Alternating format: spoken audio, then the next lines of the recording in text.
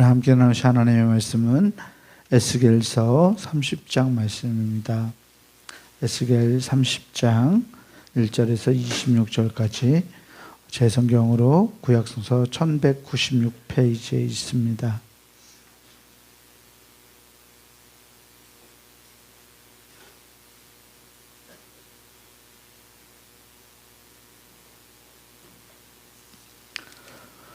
구약성서 1196페이지 에스겔 30장 1절에서 26절까지 말씀 제가 한 절 여러분들한테 나누어서 교독하겠습니다. 또 여호와의 말씀이 내게 임하여 이르시되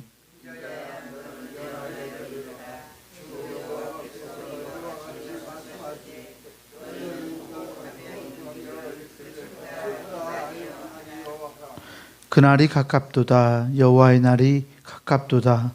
구름의 날일 것이요 여러 나라들의 때이리로다.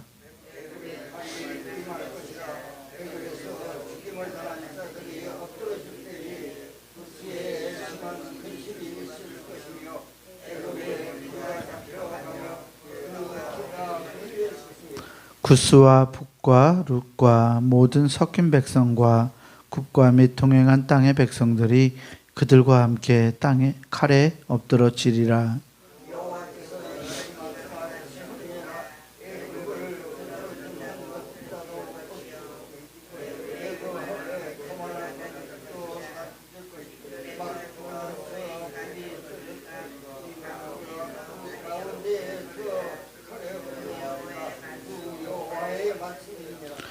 황폐한 나라들 같이 그들도 황폐할 것이며 사막이 된 성읍들 같이 그 성읍들도 사막이 될 것이라.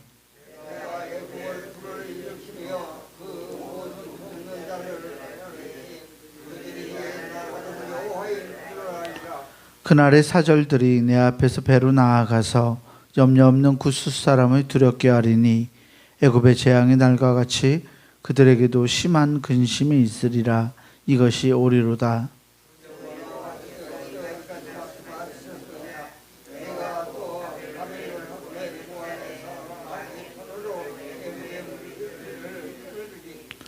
그가 여러 나라 가운데에 강포한 자기 군대를 거느리고 와서 그 땅을 멸망시킬 때에 칼을 빼어 애굽을 쳐서 죽임당한 자로 땅에 가득하게 하리라.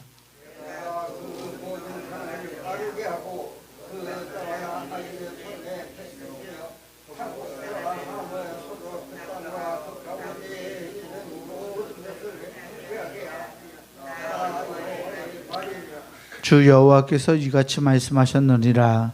내가 그 우상들을 없애며 신상들을 높 가운데에서 부수며 애굽 땅에서 왕이 다시 나지 못하게 하고 그 땅에 두려움이 있게 하리라.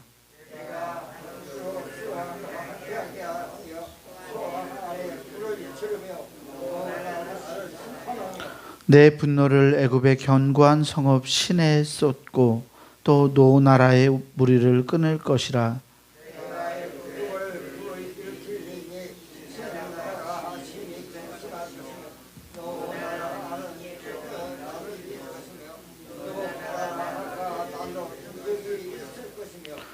아웬과 비베셋의 장정들은 칼에 엎드러질 것이며 그 성읍 주민들은 포로가 될 것이라.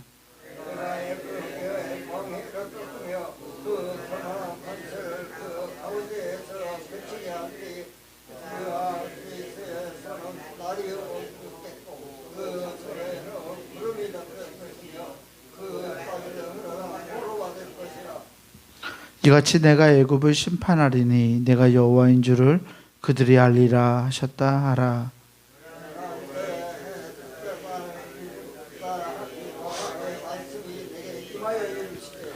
인자야, 내가 애굽의 바로 왕의 팔을 꺾었더니 칼을 잡을 힘이 있도록 그것을 아주 싸매지도 못하였고 약을 붙여 싸매지도 못하였느니라.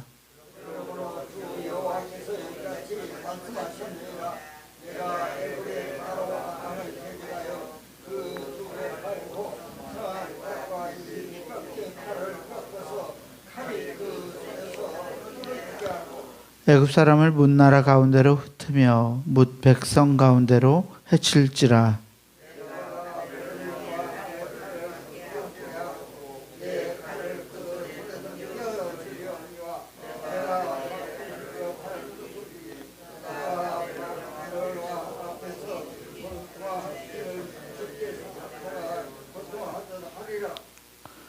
내가 바벨론 왕의 팔은 들어주고 바로의 팔은 내려뜨릴 것이라.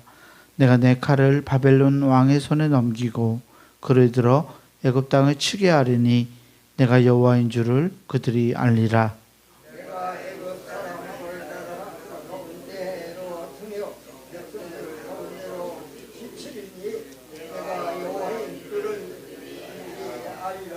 아멘. 우리 주님께서 주시는 은혜와 평강이 우리 모든 교우들에게 함께하기를 주의 이름으로 축원합니다. 오늘 우리가 에스겔서 30장 말씀을 읽었는데요.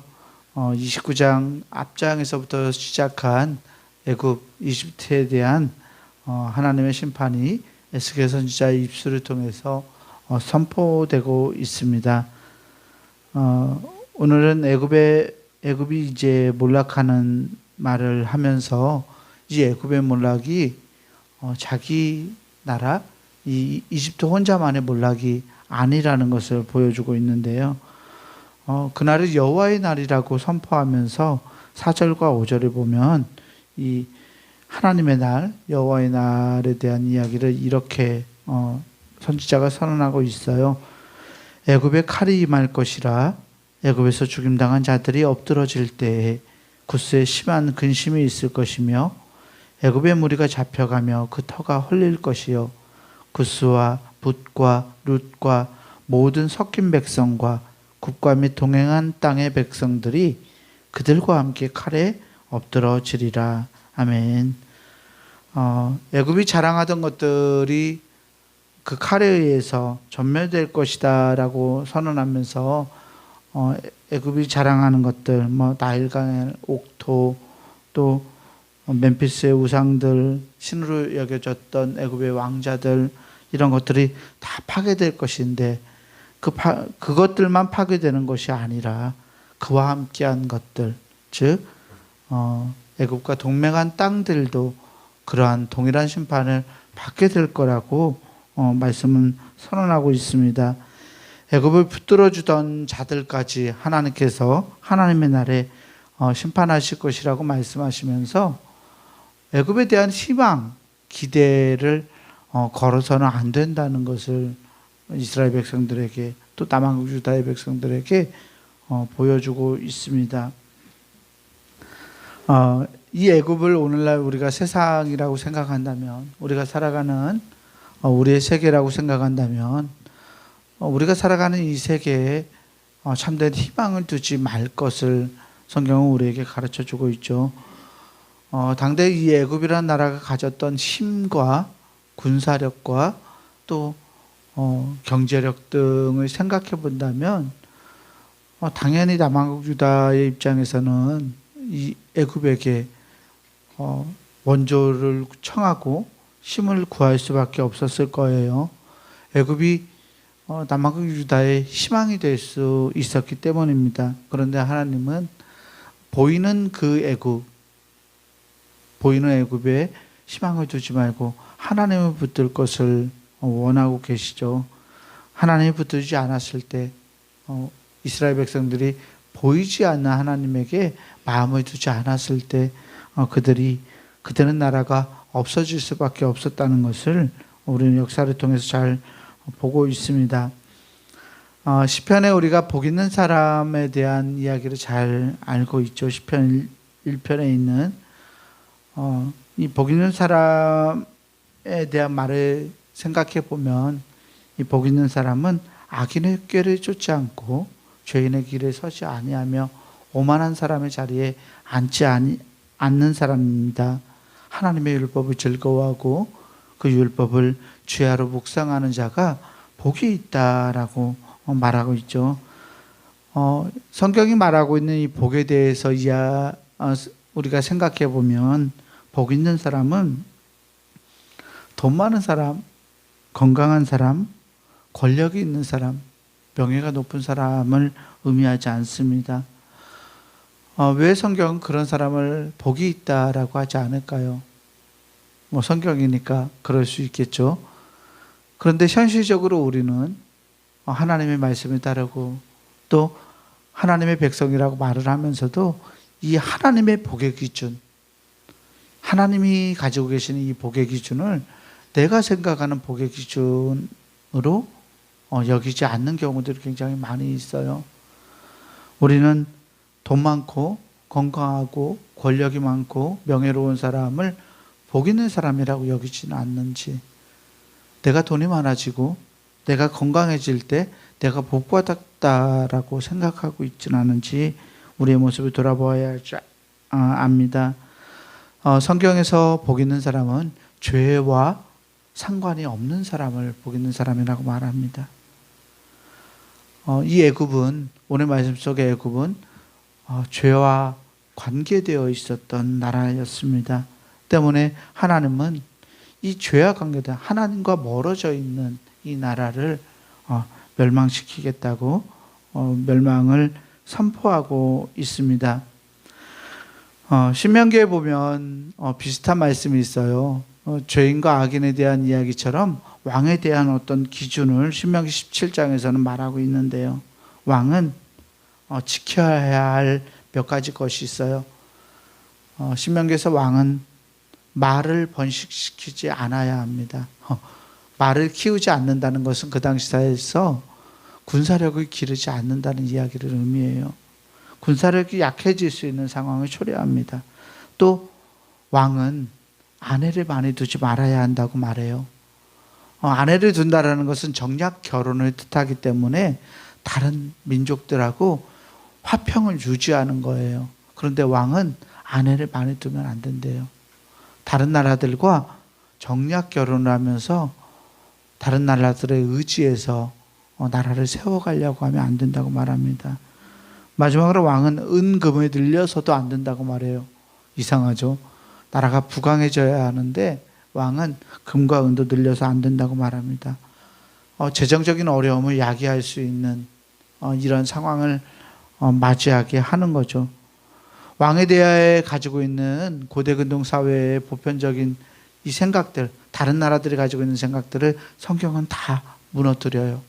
그리고 왕은 철저하게 하나님 앞에 서 있는 자여야 한다라고 말해요. 이런 것들을 통해서 군사력, 외교력, 재정에 대한 정책을 포기하면서 하나님을 붙들 것을 말하고 있어요. 그래야 왕이 하나님의 통치, 하나님의 마음을 가지고 하나님의 대리인으로서 이스라엘 백성들을 다스릴 수 있다고 성경은 말하고 있습니다. 오늘 말씀 속에 바로는 이 신명기적 왕, 그러니까 하나님의 위임을 받아서 하나님의 백성들을 이롭게 하는 그 왕의 입장과는 전혀 반대되는 자리에 서 있었던 사람이었습니다. 때문에 하나님은 이 바로에게서 그 나라를, 애굽이라는 나라를 멸망시킬 것이라고 신탁을 통해서 말씀하고 있는 것입니다. 오늘 말씀 후반부에 보면 바로의 성한 팔과 이미 꺾인 팔이 모두 다 꺾일 것이라고 말씀하고 있어요.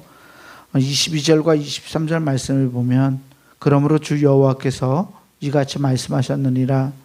내가 애굽의 바로 왕을 대적하여 그 두 팔 곧 성한 팔과 이미 꺾인 팔을 꺾어서 칼이 그 손에서 떨어지게 하고 애굽 사람을 뭇 나라 가운데로 흩으며 뭇 백성 가운데로 해칠지라. 아멘. 하나님은 바로의 꺾어진 팔과 아직 꺾어지지 않은 팔마저도 모두 다 꺾으실 것이라고 말하고 있어요. 역사적으로 바로 호프라라고 하는 이 파라오의 말년에 있었던 정황, 그 당시 지금 남아국 유다가 멸망할 당시에 이 호프라라는 바로가 마주했던 상황을 표현하고 있는데요. 호프라라는 바로가 통치할 때 처음에는 행정력과 유능한 군사력을 가지고서 주변 나라들 구브로도 점령하고 시돈도 점령하고 페니키아와 팔레스타인까지 자신의 영토에 두었어요. 그런데 더 욕심을 내다가 이 왕이 헬라 사람들에게 크게 원정에서 패배합니다. 그리고 패배한 후에 이 반란이 일어났는데 이 반란을 진압하기 위해서 자신의 부하를 파견하는 과정에서 무리를 하다가 그 통치권을 아예 빼앗기게 되는 일이 벌어져요. 이 일을 당시 남한국 유다의 사람들이 잘 알고 있었을 텐데 그걸 이야기하면서 이미 바로에 한번 전투에서 패해서 헬라에서 패해서 꺾인 팔과 나머지 성한 팔도 꺾이게 될 것이라고 선언하고 있습니다. 이 바로는 자신의 이 리비아 원정에서의 패배에도 불구하고 교만함을 내려놓지 않았어요. 자기는 자신에게 의지해서 이길 수 있다고 생각했어요. 고통을 견디지 못했던 백성들의 마음을 돌아보지 못했어요. 그래서 백성들에 의해서 반란으로 그의 자리가 꺾여지게 되는 것을 보게 됩니다. 하나님은 이 일마저도 하나님께서 하신 것이라고 말합니다. 내가 바벨론 왕의 팔은 들어주고 바로의 팔은 내려드릴 것이라고 25절에서 말씀하세요.